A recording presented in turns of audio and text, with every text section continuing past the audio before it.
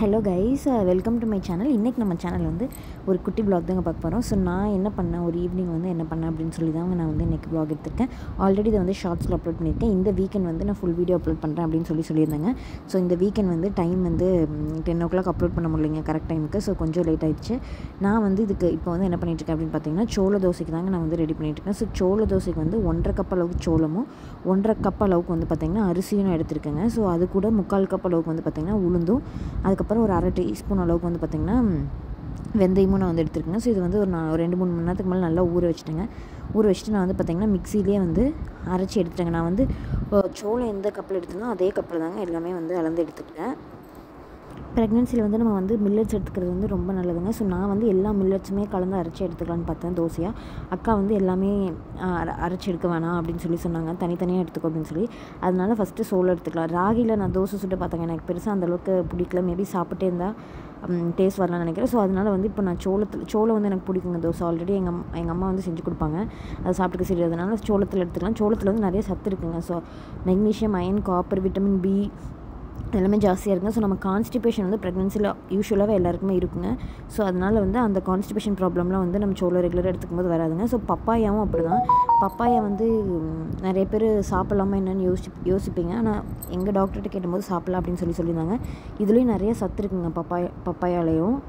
நம்ம வந்து முழுசாக பழுத்த பழம் வந்து நம்ம எடுத்துக்கலாங்க. அரைவைக்காயாக இருக்கிற பழம் வந்து நம்ம சாப்பிட வேணாம். டெய்லி ஒரு கப் அளவுக்கு நம்ம வந்து பப்பாயா சாப்பிட்டுக்கலாம். நான் வந்து இன்றைக்கி 3 பீஸ் தாங்க சாப்பிட்ருக்கேன். இது நான் வந்து பார்த்திங்கன்னா மிக்சிலேயே வந்து போட்டு அரைச்சி எடுத்துக்கிட்டேங்க. ஏன்னா கிரைண்டரில் போட்டிருக்கு கொஞ்சம் தான் ஊற வச்சுருக்கேன்.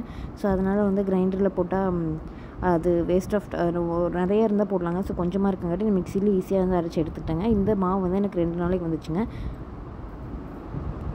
நம்ம ப்ரெக்னென்சியில் ரெகுலராக நீங்கள் வந்து டயட் ஃபாலோ பண்ணுவீங்க அப்படின்னு கேட்டால் கண்டிப்பாக முடியாதுங்க. இன்றைக்கி ஒரு நாளைக்கு சாப்பிட்றது அடுத்த நாள் நம்மளால் கண்டினியூஸாக தொடர்ந்து சாப்பிட முடியாதுங்க. ஏன்னா நம்மளோட மூட் ஸ்விங்ஸ் வந்து அதுக்கு தகுந்த மாதிரி மாறிட்டே இருக்கும். நம்ம வந்து ஒரு நாளைக்கு நமக்கு பிடிச்ச சாப்பிட்லான் இருக்கும், ஒரு நாளைக்கு வந்து இன்னொன்று சாப்பிட்லான் இருக்கும். அதை வந்து நம்ம ப்ரெடிக்டே பண்ண முடியாதுங்க. ஸோ நான் டெய்லியும் அதே தான் நீங்கள் டயட் ஃபாலோ பண்ணுவீங்களான்னு கேட்டால் கண்டிப்பாக கிடையாதுங்க. எனக்கு எந்த அன்றைக்கி எது சாப்பிட்ணுன்னு தோணுதோ அதை வந்து நான் கண்டிப்பாக சாப்பிட்டுப்பேங்க. நமக்கு என்ன சாப்பிட்ணுன்னு தோணுதோ அதை வந்து நம்ம சாப்பிட்டுக்கலாங்க. ஸோ நம்ம வந்து ஹெல்த்தியாக சாப்பிட்ணுன்னு நம்மளை வந்து நம்மளே ஃபோர்ஸ் பண்ணிக்கக்கூடாது.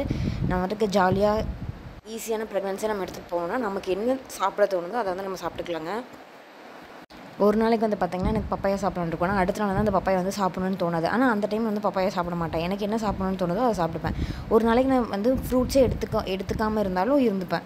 ஏன்னா எனக்கு அந்த அன்றைக்கி சாப்பிட தோணல. அதனால் ஒரு நாளைக்கு நட்ஸ் எனக்கு நல்லா சாப்பிட தோணும், ஆனால் ஒரு நாளைக்கு நட்ஸ் சாப்பிட தோணாதுங்க. ஸோ அதனால் வந்து நமக்கு என்ன வந்து பிடிக்குதோ அதை வந்து நம்ம எடுத்துக்கலாங்க. நம்மளே ஃபோர்ஸ் பண்ணக்கூடாது. அது வந்து நமக்கே ஒரு மாதிரி மைண்ட் ப்ரெஷர் ஆயிருங்க. ஸோ நான் வந்து எக்ஸ்பீரியன்ஸில் சொல்கிறேன். எனக்கு ஏன்னா அப்படி தான் இருந்துச்சு. நான் நல்லது சாப்பிட்லையோ எனக்கு ஒரு மாதிரி ப்ரெஷராகவே இருந்துச்சுங்க. அதனால் நம்ம வந்து ஹாப்பியாக ஹெல்த்தியாக நமக்கு பிடிச்சதை வந்து சாப்பிட்டுட்டு நல்லா இருந்துக்கலாங்க. ஸோ இந்த வீடியோ உங்களுக்கு பிடிச்சிருந்தா மறக்காமல் லைக் பண்ணுங்கள், ஷேர் பண்ணுங்கள், கமெண்ட் பண்ணுங்கள், சப்ஸ்கிரைப் பண்ணுங்கள். அப்படியே பக்கத்தில் இருக்க பெல் ஐகானை ப்ரெஸ் பண்ணிக்கோங்க.